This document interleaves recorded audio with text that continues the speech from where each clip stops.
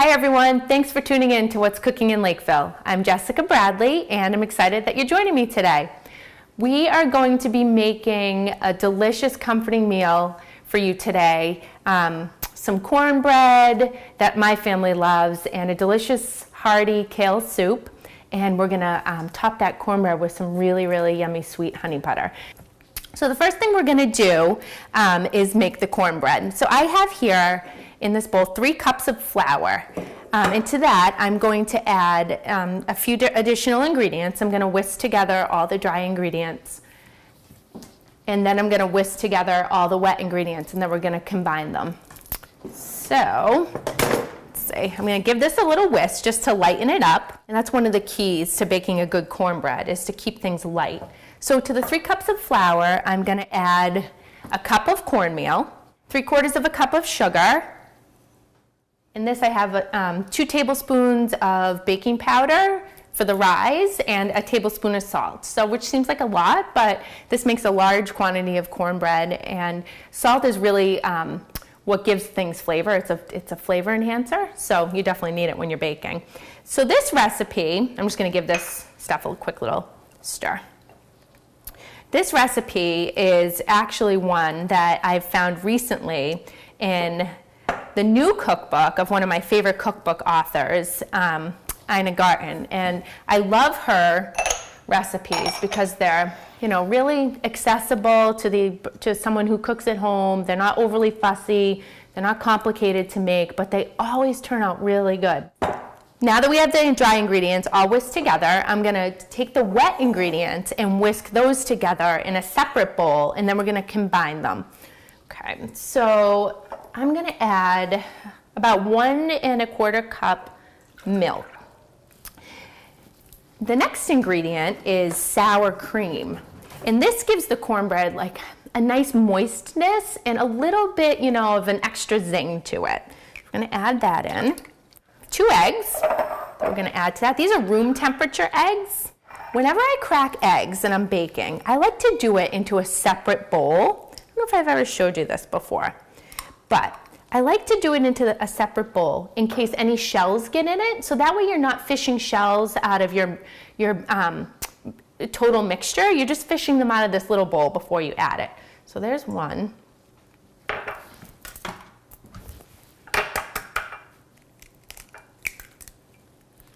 And 2. And then the last ingredient to go into the wet mixture is over on the stove. Again, I said this was not a low-fat dish, but it's really good. So I've melted 2 sticks of unsalted butter, and I've let them cool. And I'm going to add these in, and then I'm going to whisk it all together. Now, why you want to let the butter cool before you add it in is because if you add hot butter into a mixture containing raw eggs, what you're going to get is scrambled eggs in your cornbread.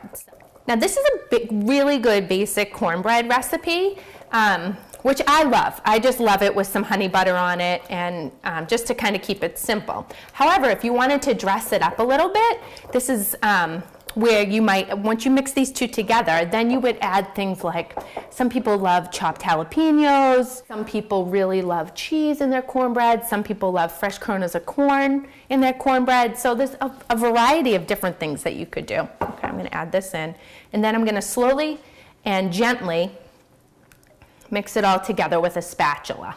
Now when you're mixing together the wet and the dry ingredients, you just want to combine them gently. You don't want to overly mix them or really zestily mix them, because that's when things start to get tough. That's one of the keys to baking. I'll add this in. Let's see if I can do this. This is a heavy bowl. I'll put this in so you guys can see a little better. All right.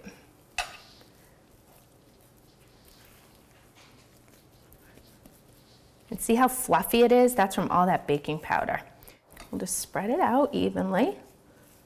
Taste. Okay. I'm going to pop it into a 350-degree oven for 25 minutes. And, I like to set, usually when I'm baking, I like to set my timer for a few minutes less than what the suggested cooking time is, just because some ovens bake a little hotter than others, or some ovens bake a little cooler than others. So we're gonna put this in. I'm gonna set my timer for about 20 minutes, and then I'm gonna check it with a toothpick.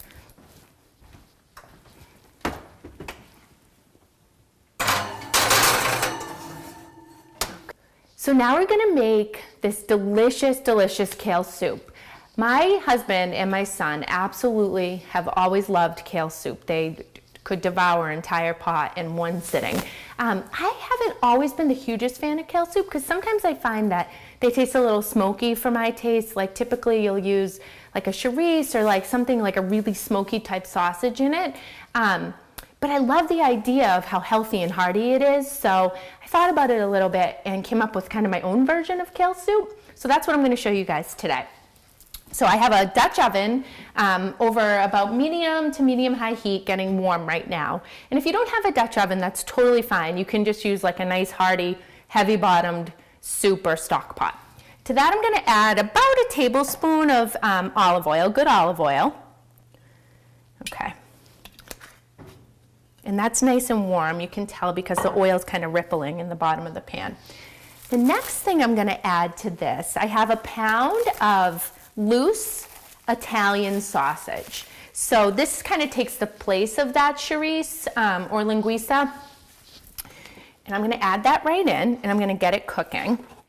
So what you want to be looking for in the sausage when you're getting it is just a nice mild, or you could use spicy if your family likes spicy, but Italian sausage. Stay away from anything that's flavored like cheese and garlic, or sometimes you see sun-dried tomatoes, or feta and spinach type of sausage. You just want a nice basic Italian sausage that maybe might be flavored with some salt and pepper and a little bit of fennel seed.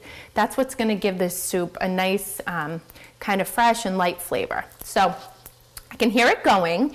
What you're going to do as this starts to cook is you're just going to take your spatula, I like these types of spatulas for cooking, and just break up the sausage into bits. I'm going to start to develop the flavors a little bit of the base of this soup with this sausage. Okay. Now, as this gets going, I'm going to get together some of the base vegetables that go in all the soups that I typically make: an onion, some carrot, and some celery. I'm back over here, and we're going to be cutting up the vegetables that are going to develop the base flavors of this soup. So I'm going to start off with a yellow onion. And you want a good medium-sized yellow onion, because this is a big pot of soup, so you're going to need a lot of good vegetables to flavor it. Okay, got my compost bowl going. I like to cut the ends off of an onion and then cut the onion in half, and create two flat surfaces that I can work with. And when you're chopping all this stuff, remember, it doesn't have to be pretty.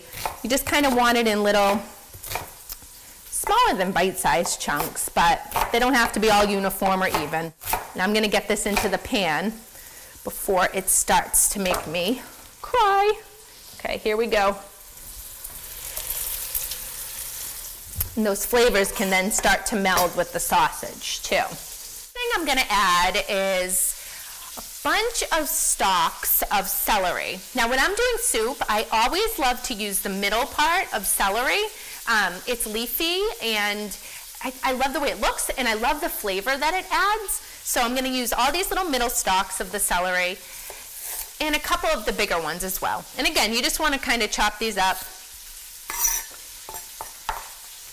into nice little pieces. So I probably have about 3 or 4, stalks here in total. And chop them all up. Okay. Once we get these into the pot, they're going to start releasing some of their water and helping, to create the juices of the soup. So let's get this in. The next thing I'm going to add is 1 carrot. Now the reason why I only am adding 1 carrot is because carrots add a lot of sweetness, and the sausage is already kind of sweet, so I don't want my soup to be overly sweet. So I'm just going to add this 1 carrot, for a little bit of color and a little bit of sweetness. All right, so I'm going to cut that in half, and then the big part I'm going to cut in half again and create another one of those tabletops. I think I'll do it with this part too. And I'm going to cut these in half. Just makes it easier to kind of put them all together to the side and then run your knife through them, creating a nice small dice.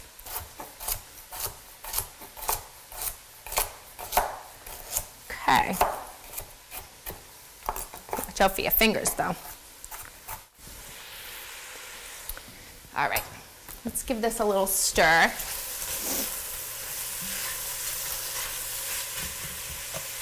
Okay, now at this point, this looks really good. Oops, overboard. Okay, back in. I'm gonna add some salt and pepper. And this is just kind of the first layer of salt and pepper that I'm gonna add, because when you add salt to the vegetables that are cooking, it helps to draw out that moisture and start to create that base layer of flavor. So that's what I want to kind of get going on right here. I hadn't put it in yet because I was trying to brown some of that sausage, and then once you start drawing out a lot of that moisture, the browning process kind of stops because of the moisture within the pot. But now's a good time because we got a good brown going on. So I'm just going to do a nice little pinch just to get that moisture going, okay? Oh, and I'm going to break this up a little bit more. Any big chunks that remain. Now that we have the vegetables going, I'm going to add some aromatics to this. I'm going to add a few sprigs of thyme. I think I have about 4 or 5 here. It just depends on how full they are. And 1 sprig of rosemary. So I'm just going to take the leaves off of this sprig of rosemary by running my fingers backward against the stem, pulling them straight off. The stem's really woody, so you don't want to eat that. And then I'm going to do the same with the thyme as well. These are beautiful, actually, sprigs of thyme. Nice and full. This is going to add flavor and a really beautiful scent to the dish. Okay, the thyme is kind of lemony and the rosemary is a little bit piney, which I know that sounds kind of weird, but it's really, really good. It just gives a really earthy type of flavor, which I think works really beautiful with the kale. Now we're gonna quickly chop these up, and you don't want a huge bite of rosemary in your mouth because it is a strong flavored herb, so you want to give these a good chop. I like adding herbs at this point because I feel like when they have a chance to kind of saute in with the vegetables, they really get into the base of the soup. Something about cooking them a little bit really brings out the flavor. Okay, here we go. Let's see if I can do this. In we go. One more scoop. Oops. There we go.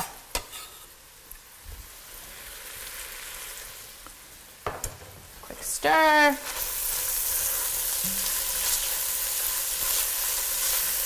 The next piece that we're going to add are 3 potatoes.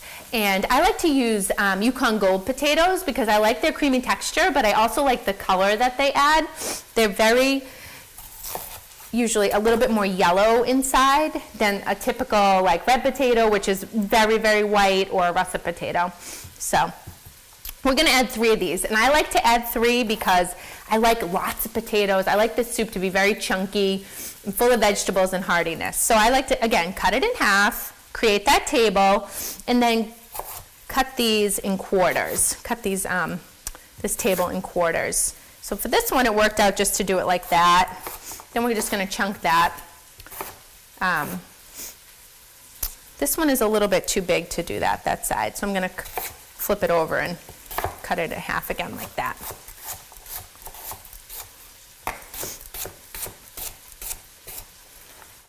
All right, couple trips. I hear my cornbread. We're gonna check it after we add these potatoes. Now, I don't think this is ready yet, just looking at it. And remember, I set the oven for 5 minutes, less than the suggested cooking time, so it looks a little light to me still. But actually, this is coming out clean. So, oh, no, there's a little bit of wetness still on that end of that toothpick. You want to make sure the toothpick comes out completely clean and no batter on it. So I'm going to give it I'm going to give it the extra 5 minutes, and then I think it'll be done. All right, set this up. Okay, throw that out. Okay, just a couple more ingredients and then our kale soup is gonna be done and it's just gonna have to simmer.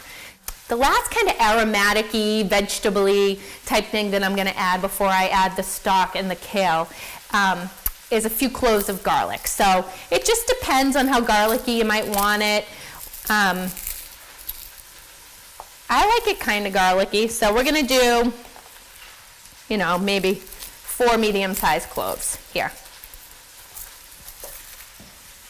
And the easy way to peel garlic, I think I've showed you guys before, is just to take the flat side of your knife, put it right along the garlic clove and smash it, and then it peels off really easy.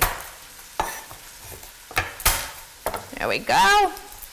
And it comes right off, almost usually in one piece. We'll give these a quick rough chop, throw them in with the rest of the veggies and the sausage. We'll add some stock. Now, today I'm going to be using a boxed chicken stock that I just got at the grocery store, and I chose an unsalted chicken stock. And that I always choose an unsalted chicken stock. That way you can control the amount of salt that you want to put in to your soup or whatever it is that you might be cooking with the stock. Something else that would be fine to do would be to use a vegetable stock, but again, make sure you're choosing an unsalted one. All right, this is going to go in.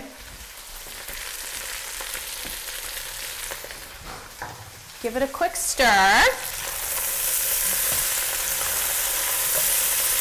This looks awesome. Getting some good color on it. The flavors are all coming together. Looks really, really good. All right, let me grab my stock from over on the counter and we'll throw it in. Okay, so I just like to give it a quick shake. These keep in the fridge. These are great to have on hand. Like even if you're making couscous or rice, they add a lot of flavor just to those types of dishes. So I always have a couple boxes of this on hand in my pantry. And then if you don't use it all, you can just close it back up and it keeps in your fridge for a decent amount of time. So ours never goes to waste. So I'm going to add 64 ounces. So that's 2 of these 32-ounce boxes. And that's another reason why I added so much flavor with the herbs and the onions and the carrots and the celery. It's because, you know, typically when you're using like a boxed stock or broth, they're not very highly flavored. Now, if you make your own, you can flavor it with as much, you know, peppercorns or herbs or onions or anything you might want to flavor it with. So that might be a little bit more flavored, but these ones, I find that when I use these in soups, I need to do a lot to amp up the volume, so to speak. So here we go. So that's just gonna come to a little bit of a simmer. I'm gonna crank up the heat, and we're gonna prepare the last 2 ingredients to 3 ingredients, I guess, which is one is the kale, and then we're going to add some white beans, and then at the end we're going to hit it with some fresh lemon juice, which really, really brightens the flavor a lot for us. So in here I have a bunch of kale that I just got at the grocery store.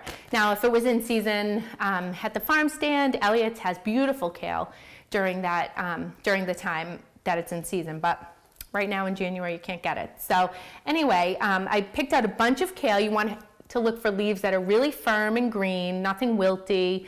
And I took it home and I soaked it in a bowl of really cold water to let any dirt fall to the bottom of that bowl. Then I pulled it out and I gave it all a good rinse because kale can tend to be really dirty. There's a lot of nooks and crannies for dirt to get stuck in. After I pulled it out, I just wrapped it in some paper towels and put it in this Ziploc bag and put it in my fridge, and it stays good like that. All right, so let's pull it out. Put it up here. Oh, there's my cornbread. Let's test it really quick. We can pull it out. Okay, turn off the timer. Let's see what we got. Looks really good. Okay, isn't that beautiful? Now back to the kale.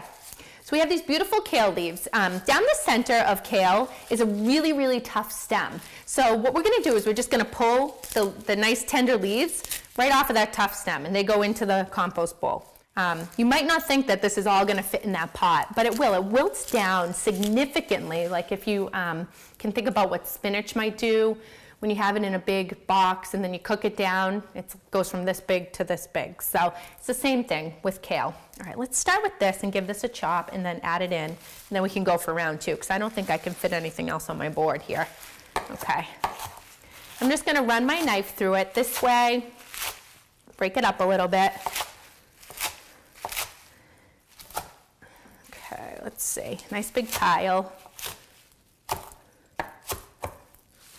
I need a bigger board for all this kale. One of the things I love about kale is that it's super healthy, it's super hearty, and it's got a really, really yummy earthy flavor. I shied away from it from a long time just because the look of it, I didn't think I was going to like it. And I always thought of it as like a garnish on a plate at Friendly's or something. But once I tasted it and I found out all the different ways that you could cook with it and what you could do with it, I am a huge believer in kale. So, all right, let's bring this over. Hopefully we're not going to lose too much on the ground. Let's see, plop it right on top. Look at that. Gorgeous. You'll be able to see this wilt down almost right away. Okay. Let's see. Let's get this stirred in here.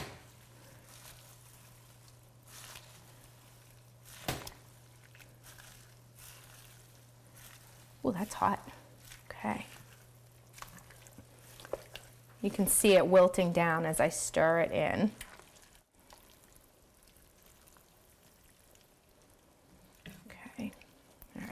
Good. This looks good. And it'll continue to do so as well while it cooks. Oops. All right.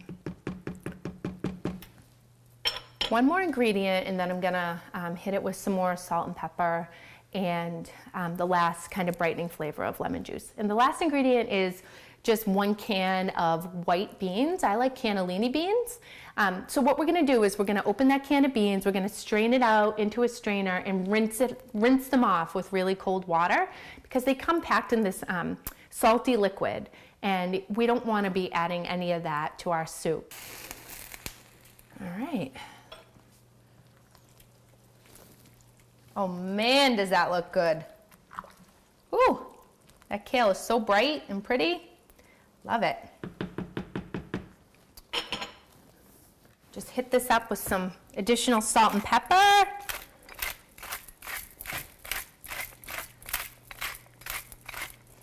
Now I'm gonna salt and pepper the soup. So I cranked a bunch of cranks of pepper in here to give it a little bit of spice. How much salt you add is gonna depend on the stock that you've used, whether you've made it at home yourself, whether you've bought unsalted stock at the store, whether you bought vegetable stock or regular salted stock. So, but for me, this was the unsalted stock I got at the store. So I'm gonna use probably between like half a tablespoon and a tablespoon of salt. And I'm gonna start with a little bit less, and I'm gonna taste it in a few to see and add more if it needs it. So, okay. Give it a stir. Because again, salt adds the flavor. It kind of brings all the flavors together, and a half a tablespoon to a tablespoon might sound like a lot, but it's really not in this big pot of soup. Okay, the last ingredient I'm going to add to this is the juice of a lemon. And again, if you like it bright and lemony, add the juice of 2 lemons. I'm going to start with 1, and after this cooks for a couple minutes, I'm going to taste it. And if it needs more salt and more lemon, I'll add it then. So just, cut it in half and squeeze it in. I like to use my hands sometimes to catch any seeds that might fall out. Also, there's these really cool citrus juicers that you can use, and you can just find them at the grocery store or at any kind of kitchen goods store. Okay, so I'm just gonna let that come up to a simmer, cook for a little bit, give it a taste, see if it needs more salt and lemon. But in the meantime, I'm gonna make the final touch for the cornbread, which is a super easy, really delicious cinnamon honey butter. You are gonna absolutely love this. This could not be any easier, this honey butter that you can make at home. So what we start off with is just a stick of room temperature unsalted butter. And I've left this out overnight, so it's pretty soft. And it's gonna just go into your KitchenAid mixer. And if you don't have a KitchenAid mixer, that's totally fine. You can do this by hand as well. To that, I'm gonna add a good dollop of honey. Now, I don't know, maybe a tablespoon about, just depends on how sweet you might like it, but we like it sweet. So a dollop of honey, that looks like about a tablespoon to me. This is about, about a quarter teaspoon of cinnamon. I might not use all of this, I don't think. I think that might be a little bit much. So I'm gonna use about a half of this, so about 1/8 a teaspoon of cinnamon. And a nice pinch of salt, because that enhances the flavor, the sweet flavor, and it just really, really adds a lot to it. So a little pinch of salt. And we'll taste, and if it needs more, then we'll add more. So all you're gonna do is, whip this until it all comes together. So this looks done. It doesn't take long. Let's see, which way is off here? Okay. And then I'm just gonna give it a quick mix to make sure everything is incorporated. I'm just gonna put it in this little bowl. This will stay in your fridge too for a long time. There we go, cinnamon honey butter. This looks absolutely delicious. I'm just gonna give it a little taste to check the seasoning. Now be careful because it's hot when you do. You really just taste in the broth to make sure.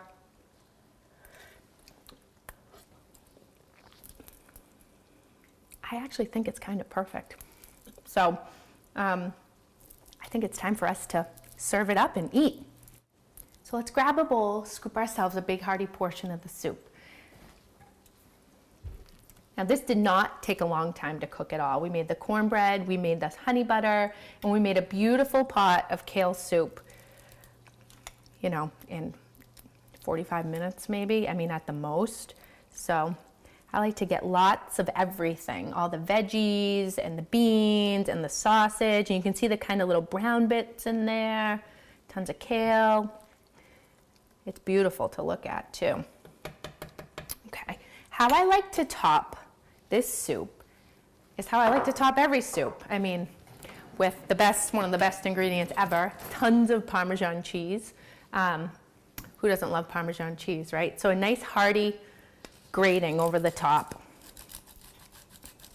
Just adds that extra layer of nuttiness and saltiness and richness, and it's so good. Okay. And I'm gonna cut us a nice piece of this cornbread with some honey butter. So my husband's been away on a business trip. He is gonna be so psyched when he gets home tonight to see this meal. Okay. I might just let him believe that I made it special for him. Which of course, I like to do anyway.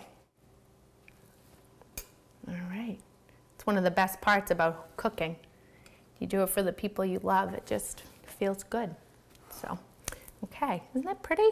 I'm just gonna take this little corner slice because I like the crusty edges, and add a little bit of the cinnamon honey butter that is gonna melt because it's still nice and warm.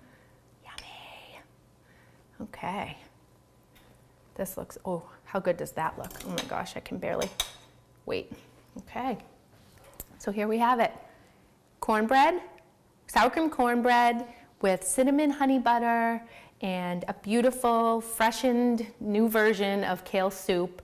Lots of lemon and veggies and herbs, and a beautiful, hearty, comforting meal that you can cook for yourself or your family. And I hope you love it as much as we do, and I hope to see you again. Thanks.